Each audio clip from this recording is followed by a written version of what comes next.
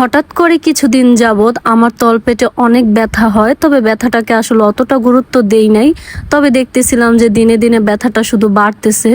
যখন রাতে আমি শুই, রাতে শোয়ার পর এমন পরিমাণে পেট ব্যথা করে যেন আমার নিঃশ্বাসটা কেউ আটকায় রাখতেছিল, মানে এমন অবস্থা হয়ে যায়। তো আজকে রাত্রে আসলে অনেক বেশি ব্যথা করছে। তো সকালবেলা উঠেই কিন্তু আমি তোমাদের ভাইয়ার আমার বড় সতীনকে বলি যে এরকম এরকম সমস্যা হচ্ছে আমার। তো আগেও বলছিলাম, আসলে তখন অতটা ছিল না, আমি মানা করছি যে না, আস্তে আস্তে হয়তো কমতে পারে অন্য কোনো সমস্যার কারণে। তো আজকে আমাকে নিয়ে আমার সতীন চলে যাচ্ছে হচ্ছে গাইবান্ধাতে। তো এখানে আসলে বোনারপাড়া এরকম ভালো কোনো গাইনি ডাক্তার পাওয়া যায় না। তো আমরা কিন্তু প্রাইমে যাইতে চাইছিলাম, যখন প্রাইমে কল দেই ওইখানে আর কি গাইনি ডাক্তার ছিল না, এই জন্য কিন্তু আমরা গাক হসপিটালে আসি। তো এখানে আসার পরও কিন্তু আমরা অনেক সময় ধরে বসে থাকি, গাইনি ডাক্তার নাই। তারপরে কিন্তু বসেছিলাম, যেহেতু আমি আগেও একবার আসছি, আসার পরে এখানে পাই নাই। তো আজকে এসে সেম। তো ওনারা বলতেছে যে আপু আপনারা বসেন, বসলে ওনারা আসবে, যেহেতু রুগী দুই একজন, তো দুই তিনজন যখন হবে, মানে 4-5 জন যদি হয় তাহলে ওনারা আসে। তো আমাদের পেছনে যারা, ওনারা কিন্তু আমাদের আগে এসে বসে রয়েছে।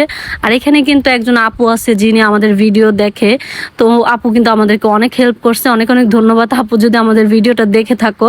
তো এখানে যাওয়ার পর আমি অবাক হয়ে গেলাম, যেহেতু আমার তলপেটে ব্যথা, এটা কিন্তু আলট্রা করলেই হইতো। ওনারা কিন্তু আমাকে 6টা টেস্ট দেয়, তো আমি কিন্তু 6টা টেস্টই করি।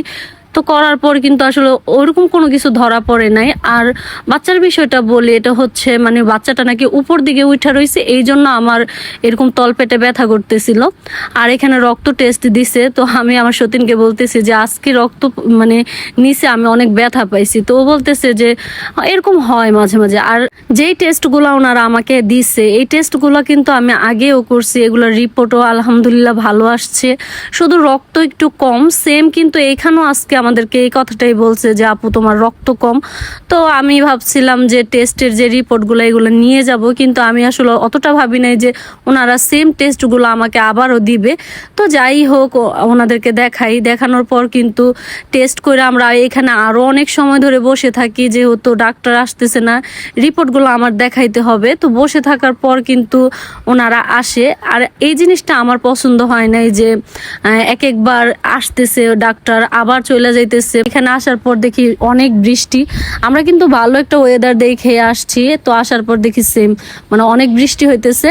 তো এখানে আমরা দাঁড়াই রয়েছি, কারণ রিক্সাও পাইতেছি না, বৃষ্টিতে ভিজা ভিজা তো যাওয়া সম্ভব না আমারও না, বা কাউসার যেহেতু সিজারের বাচ্চা, ওর কিন্তু ঠান্ডা লাগার স্বাভাবিক বৃষ্টির পানি মাথায় পড়লে। তো কাউসারকে বলতেছিলাম যে চলো আমরা বৃষ্টিতে যাই ভিজি, তো বলতেছে চলো ছোট আম্মু আমরা বৃষ্টিতে ভিজি। তো আমরা কিন্তু গাইবান্ধা থেকে ওষুধগুলো নিয়ে আমরা বোনারপাড়াতে আইসা তারপর আমাদের যা যা ওষুধ নেওয়ার দরকার ছিল এগুলো সবগুলো ওষুধই আমরা নিই। আর একটা কথা বলি, ডাক্তারদের একটা কমন ডায়লগ, এটা হচ্ছে বাচ্চা উল্টায় রয়েছে। এই কথাটা কিন্তু ম্যাক্সিমাম ডাক্তারই বলে। এটা কেন বলে আমি জানি না, সিজার করার জন্য আমাকে বললেও কিন্তু হয়তো, যে আমি কিন্তু জিজ্ঞাসা করছিলাম যে আমাদের কি বাবু হবে, কিন্তু ওনারা বলে নাই, বলে বাচ্চা উল্টায় রয়েছে। কিন্তু অনেক খারাপ লাগছে, ভাবছিলাম